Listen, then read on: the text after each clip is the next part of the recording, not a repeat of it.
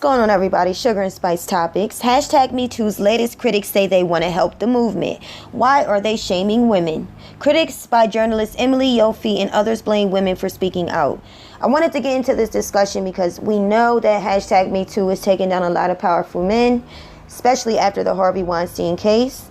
Let's just read this article that was published on August 27th this year, 2019. It's been nearly 2 years since the current most public phase of the hashtag MeToo movement began.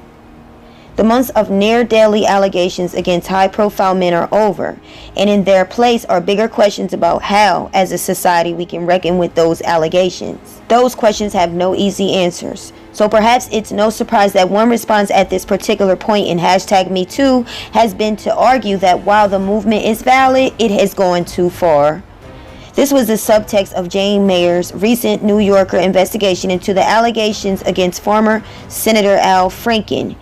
And in a recent story in the libertarian magazine Reason, Emily Yoffe makes the critique more explicitly, arguing that allegations against former Los Angeles Times reporter Jonathan Kamen revealed deep flaws in the movement. Kamen was accused of sexual misconduct by multiple women, including reporter Felicia Somers, who says that he digitally penetrated her without her consent. The allegations, which Kamen disputes, led to an investigation by the Times and Kamen's eventual resignation. Yoffe cast Kamen as a victim of mob justice and blames Somers and another woman, Laura Tucker, for ruining his promising career by speaking out. We are now in a time when the uncertain circumstances surrounding one regretted sexual encounter and another hazily remembered and fiercely disputed intimate encounter are sufficient to destroy the accused's life, she writes. Meanwhile, Soames says that Yoffe misrepresented many aspects of her account and that what happened to Kamen resulted from his actions, not her decision to talk about them. The MeToo movement has raised real questions about how to adjudicate allegations of sexual misconduct in a way that's fair to all parties.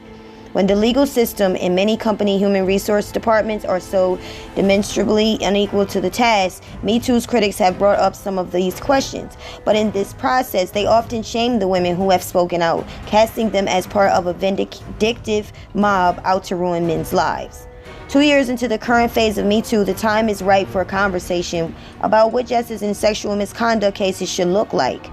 But that conversation can only be productive if it includes the voices of the people who have risked their careers, their mental health, and sometimes their safety by coming forward. We all lose if those voices are shamed back into silence. Recent critics of the MeToo movement say the movement is valid, but goes too far. Critics of the MeToo movement began popping up soon after it gained steam. In January 2018, for example, Daphne Merkin argued in the New York Times that women, including some feminists, were criticizing MeToo privately even as they praised it publicly. Some women, including random people I talked to in supermarket lines, have gone so far as to call it an outright witch hunt, she wrote. The same month, the sexual misconduct allegations against Aziz Ansari led to a round of backlash. At The Atlantic, Caitlin Flanagan wrote that young women were angry and temporarily powerful, and last night they destroyed a man who didn't deserve it. MeToo backlash has continued in tandem with the movement, with some accused men joining in.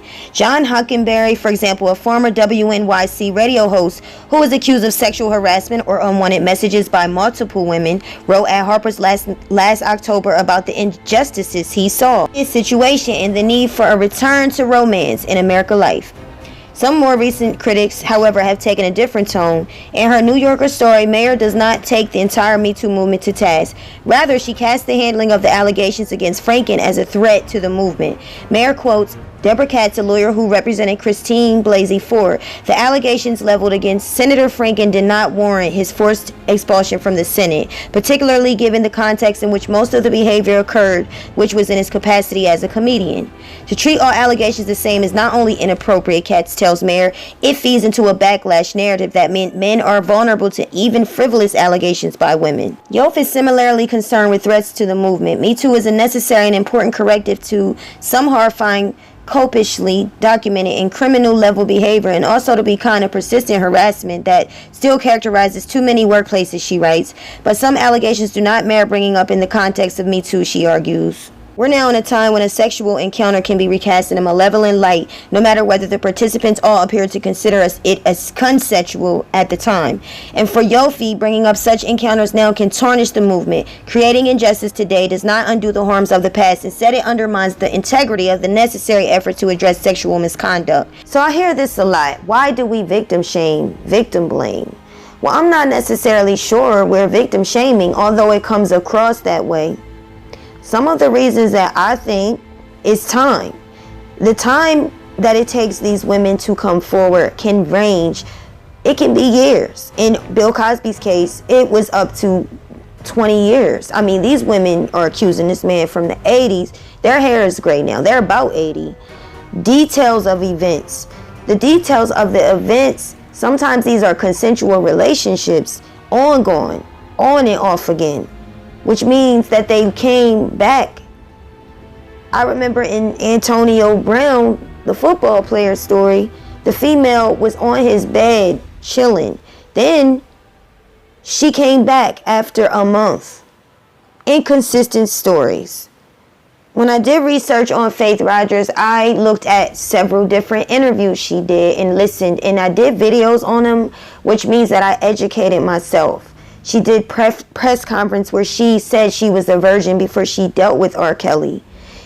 She did the Surviving R. Kelly Lifetime docuseries where she said the sex was consensual but forced. That, to me, I just didn't understand. That sounded like, definitely like an oxymoron. And it also contradicts in the statement. She did Dr. Oz saying that she was getting birth control shots, Depo-Provera, prior to R. Kelly. So how can you be a virgin before R. Kelly but you're getting Depo-Provera shots? No, one gets those shots to prevent having a baby and getting pregnant. The only way you think about doing that and having STD shots, as she said she did, is if you are sexually active and unprotected sex is taking place. History of deception. In Jerhonda Pace's situation, I carefully examined her interviews and listened to what she said. She came out saying she lied about her age. There was also a witness that actually was with her during the 2008 trial who said that Jerhonda told R. Kelly that she'd left her ID at her uncle's house. So that's another reason why we question these victims. No apparent concrete mental, emotional, or physical pain. Sometimes it's just not apparent. We do not see any effect of any type of pain where these women are accusing these men of strong sexual misconduct or allegations, sexual assault, sexual rape. But there's no type of evidence within themselves that would corroborate their stories and claims. Lastly, it's the method of justice taken. What I'm seeing in my research is that women more so now with the hashtag #MeToo movement are going to lawyers like Gloria Allred and her daughter Lisa Bloom. I actually read an article today where Lisa Bloom said directly that she went to the press to shame men, yet they accuse people of shaming victims. Women go to the media and they take methods of suing for money rather than going to the police.